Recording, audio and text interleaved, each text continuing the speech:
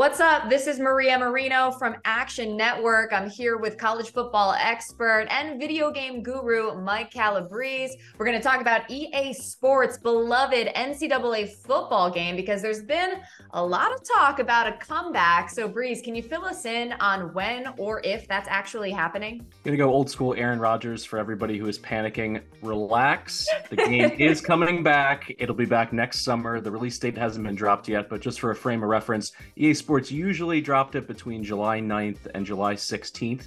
So there's a higher likelihood that that's going to be the window that they drop it in next summer. Now, the reason for the panic has been the name, image, and likeness kerfuffle, for lack of a better phrase.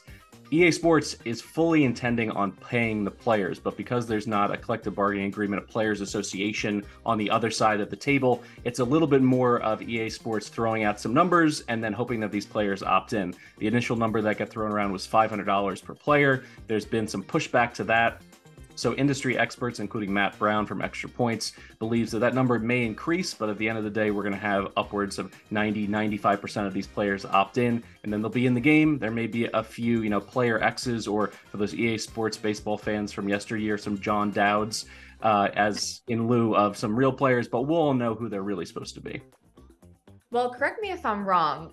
The game was last released in 2013, and it was canceled because there were issues at that time with making sure players could get compensated. And now that NIL is a thing, the game is potentially being revived. That's correct. The issue at the time was there was no avenue for EA Sports to pay these players directly.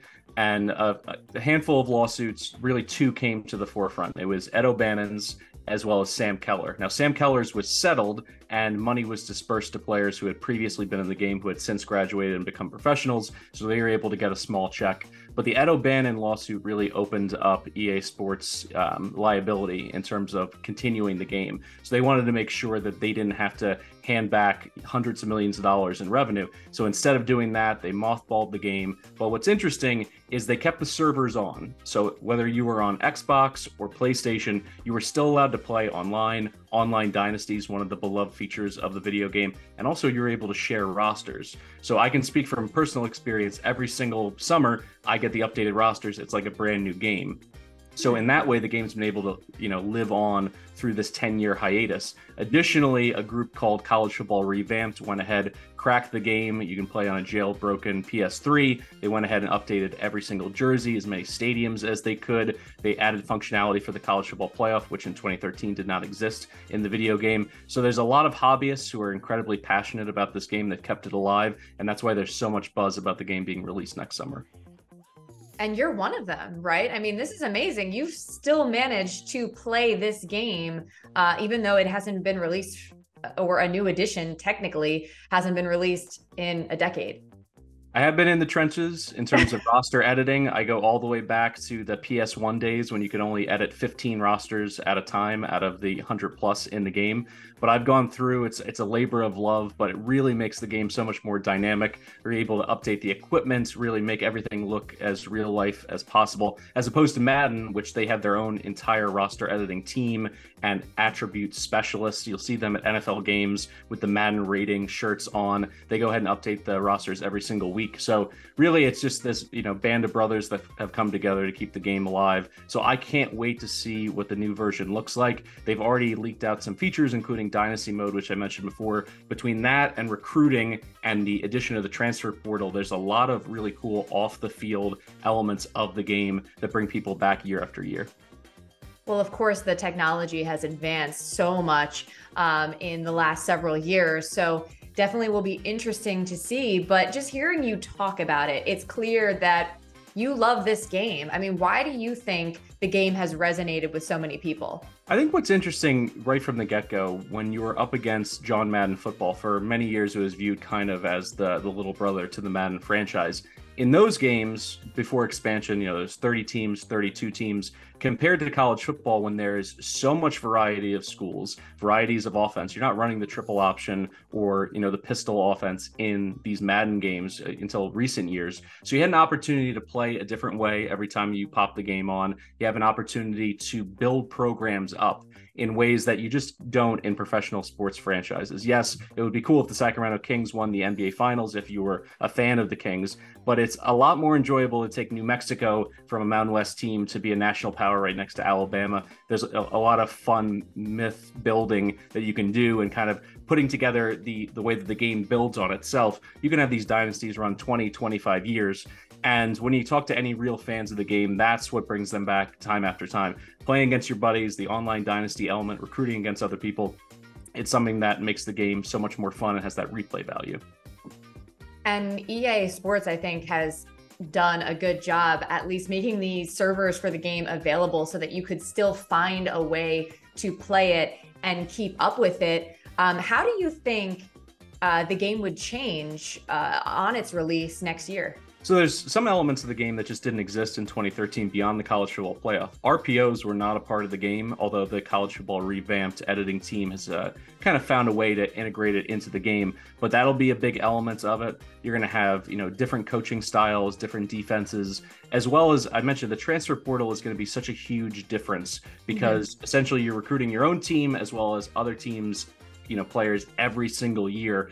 And now when you look at some of the top teams in the country for this upcoming fall, Florida State is one of them. They're not a team that were, poor in terms of talent, but they went ahead and were aggressive in the transfer portal, and it gives them a leg up. Having that element integrated into the game so that when you're playing a season, you're recruiting every single week, you're monitoring the transfer portal during the season and in the off season. Those are things that are going to be different. And then additionally, I think online play, we'll see if they make any tweaks in terms of, there's a phrase that gets thrown out there, no cheesing in sports video games. So if there's a play that's broken or there's some exploit that you can take advantage of, we'll see if EA Sports tries to force those elements out of the game or if they still, have some wiggle room to let them in there. There's been all kinds of rules over the years for the Madden series. Michael Vick in 2004, he was a human cheat code. If you were playing online and anyone picked the Atlanta Falcons, he would just say, you're cheesing, this is not allowed, because he could just run around in the backfield and run for a touchdown every single time. So I think that's a challenge for EA Sports, which is make the game competitive, make it fun to play, but don't have it, be something that can be exploited. And then, not that I would ever throw a controller against a wall and get frustrated, but I've been in that spot before. So hopefully they can iron out some of those wrinkles. Well, let's have a little fun right now and just pretend that the game were to be released this summer. If you're looking at a roster, who would you add to that elusive 99 overall club? So this one is one of my favorites because having done the roster editing myself, you're able to update it throughout the season. But when the game ships, there is, a very small group of players that are in the 96 plus window. And really the last two in the video game series were Jadeveon Clowney and Andrew Luck, just to give a frame of reference for how old this game is now. But if we were going to go with a 99 player right out of the box, you have to go with the defending Heisman Trophy winner, Caleb Williams out of USC. Tim Tebow was the last back-to-back 99 rated player in the video game, having won as a sophomore and then stayed through his senior year. Marvin Harrison Jr. from Ohio State, I think he certainly has an opportunity to be a top 5 NFL draft pick. We've seen wide receivers in the game right out of the box as a 99. Roy Williams from Texas back in the early 2000s. One I would be absolutely sure outside of Williams would be Brock Bowers from Georgia. The tight end is going to be a first-round draft pick. He's also so versatile. They use him in the run game, additionally in the pass game. Jermaine Grisham from Oklahoma during those Sam Bradford days was a 99 in the video game. So there's, precedent for a tight end being rated that high. Olu Fashanu from Penn State. I know it's not so sexy to have an offensive lineman, but the left tackle could be the #1 draft pick in the NFL this spring. So I certainly would give him a 99. And then let's get fun. Let's think outside the box. Mason Crosby, he's been in the NFL for decades, played at Colorado. He was a 99 in the game. How about Joshua Carty from Stanford? The kid went 18 for 18 last year, and his last kick of the season, a 61-yard bomb against Cal in the game for Stanford. So I'll go ahead with those 5 as my 99 club additions. And that's a perfect example of why you need to listen to Mike Calabrese on Big Bets on Campus and some of our other programs here on Action Network. It's a super exciting time for fans of college football and of EA Sports NCAA football game. Mike, thanks so much for keeping us updated. Thanks, Maria. I appreciate it.